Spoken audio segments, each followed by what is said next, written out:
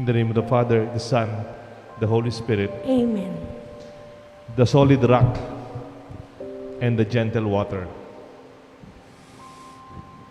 Alam niyo po yung Walt Disney fairy tale na kwento, yung Beauty and the Beast. Di ba? Yung pangbatang kwento ng Beauty and the Beast. Yung isang prinsipe, parang naging siyang halimaw. Nakakatakot siya. Walang makalapit sa kanya. He's so dark and so dangerous, and people were so afraid. Walang makapasok sa kanyang palasyo. Naging siyang halimaw. He became a beast, no? Na talagang he's so wild and cunning. Walang makalapit sa kanya. Nakakatakot siya. Malakas siya. Sino po yung nakapagkalma sa kanya? Sino ba yung nagpalabas ng kabutihan niya? Sinong nagpalabas ng kanyang pagkatao at natalo yung kanyang pagiging mabangis na halimaw? What defeated the beast? The wild, dangerous, cunning beast. Di ba hindi naman malakas na tao? Hindi man kalaban na mas malakas sa kanya o mas mabangis sa kanya. It was not force against force, or evil against evil, or darkness against darkness, or anger against anger, or strength against strength. It was the simple person of beauty. Pangalan pa lang, no? She was gentle, serving, humble, and loving. And of course, beautiful. Para bang ang nakatalo sa isang halimaw, hindi man isang halimaw o isang mas malakas na alimaw. Ang nakatalo sa kanya, lumabas ang kanyang kakisigan, kanyang pagiging prinsipe, pagkatao niya, sa pagmamahal, sa kababaang loob, sa pagserbisyo ng isang mainang tao. The gentleness of beauty. Tawag dito, the beauty and the beast principle. Ganyan din po ang ating ebanghelyo.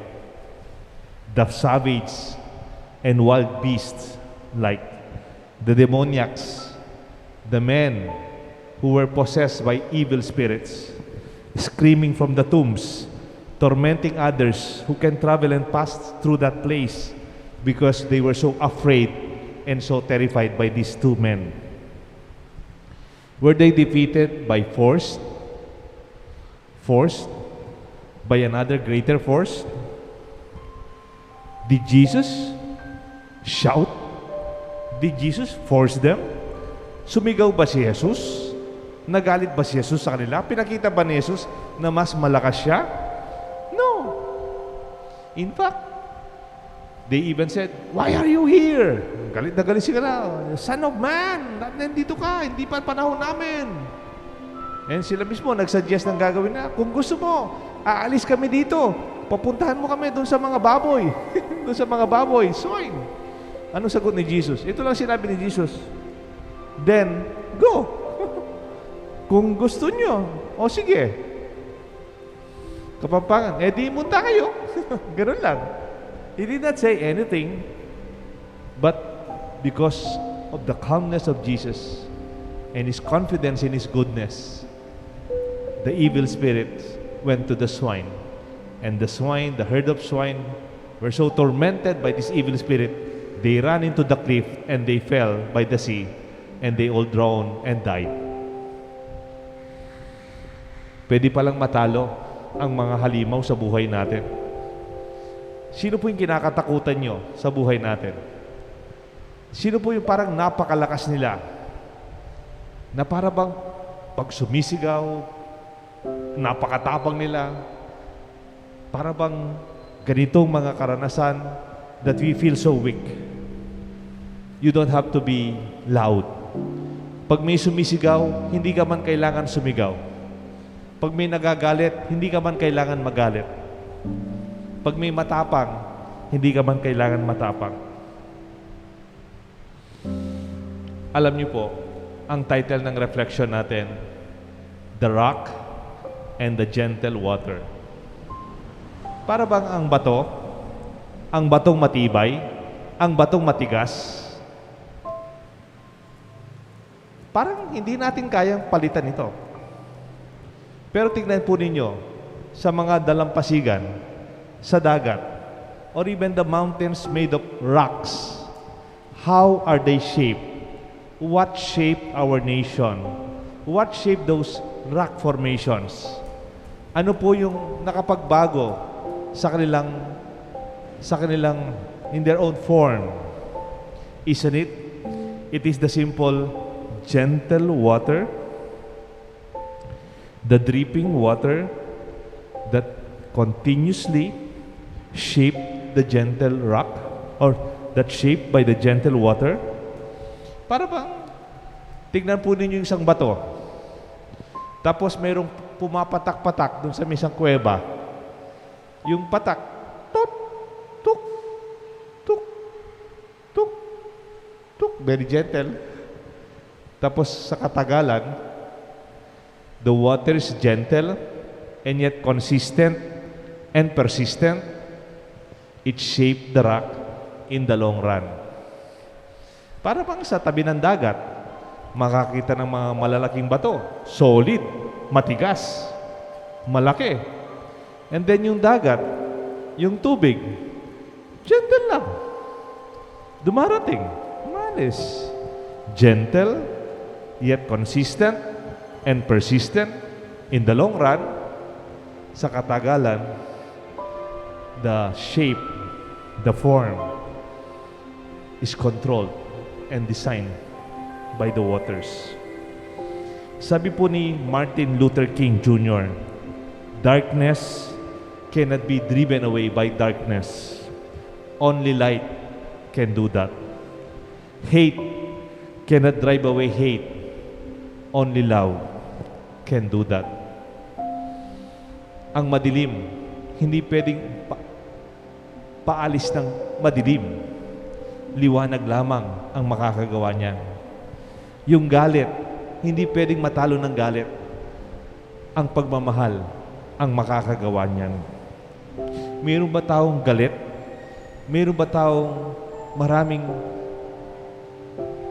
there's so much hatred in their heart?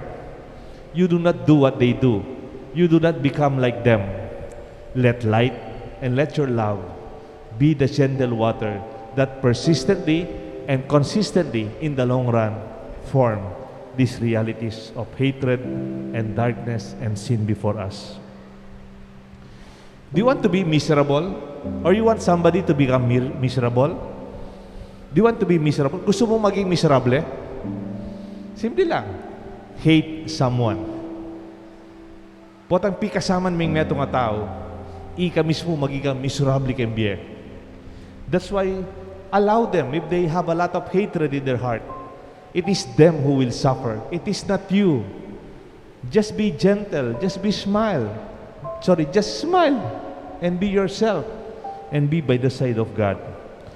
Take note, violence consumes itself. Hatred implodes. Even selfishness implodes. Di ba may explosion? Yung pumuputok sa labas, explosion yon. Pero implode, yung parabang puputok ka sa kalooban. Sa kalooban mo, masisira ka mismo. Nanggagaling ang kasiraan sa kalooban. That is violence, that is hatred, that is anger. Hate and anger isolates. Potang mimwa kang mimwa, you isolate yourself. Remember, we are celebrating today, kaya red po yung t-shirt ng aking stall. We are celebrating today the martyrs of our Christian faith, of our Christian church during the Roman empires. During the Roman Empire, mga martir na pinapatay ni Nero 64 AD, around 34 years after Jesus. Ang daming mga martir na pinatay. Yung iba, ginawa pong torch, sinusunog, ginagawang parang lampara sa mga daan, pinapakain sa mga wild animals, ginagawang nilang laruan in their own stadiums.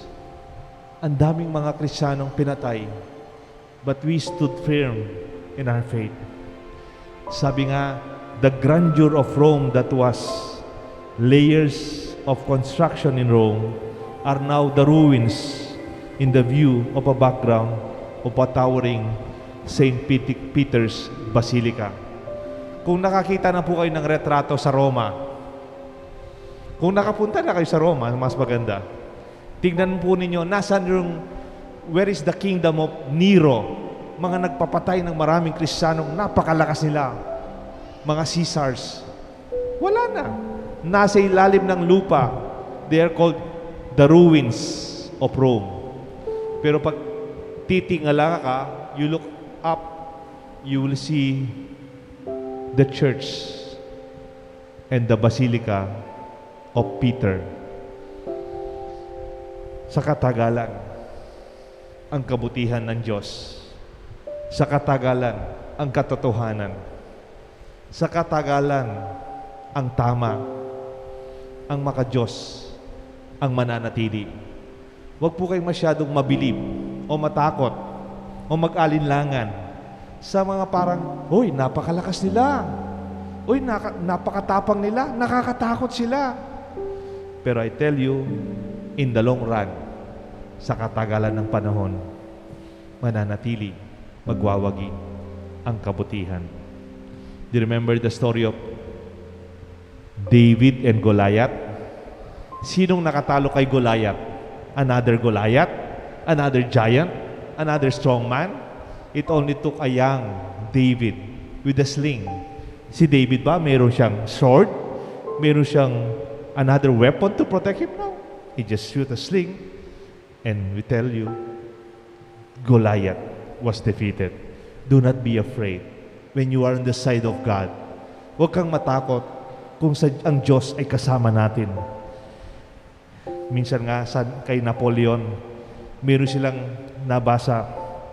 Si Napoleon kasi gusto niyang maghari sa mundo.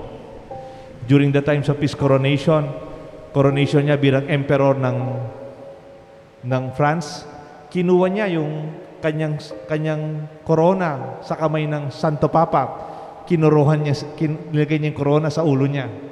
Parang sinasabi niya, he took the crown from the hands of the Pope and crowned himself and declared war to the neighboring countries and even the church. And later on, in the long run, sa katagalan, in the war, in the battle of Waterloo, this powerful man, Napoleon, was defeated.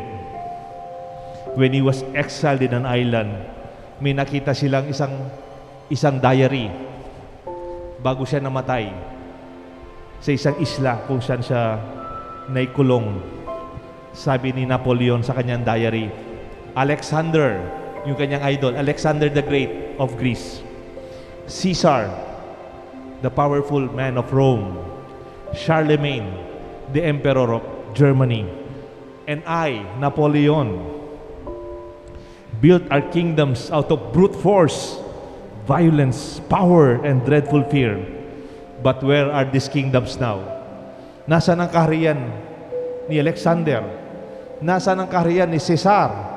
Nasaan ang kaharian ng German emperor na Charlemagne? O ang kaharian ni Napoleon? Wala na sila lahat. Pero sabi po ni Napoleon sa kanyang diary, but there is this one man who established his kingdom in peace, mercy, service, love, and gentle humility. Until now, people leave everything and follow him. His name is Jesus Christ. Pero may isang tao, ang kanyang kaharian, tinatag niya sa pagmamahal, sa pagpapatawad, sa kapayapaan, sa pagtulong sa kapwa, at sa kababaan loob. At hanggang ngayon, May mga taong iniiwan ng lahat para lang masundan siya at ang pangalan niya ay si Heso Kristo, the solid rock and the gentle water of our faith. May God bless us all, the Father, the Son, and the Holy Spirit. Amen.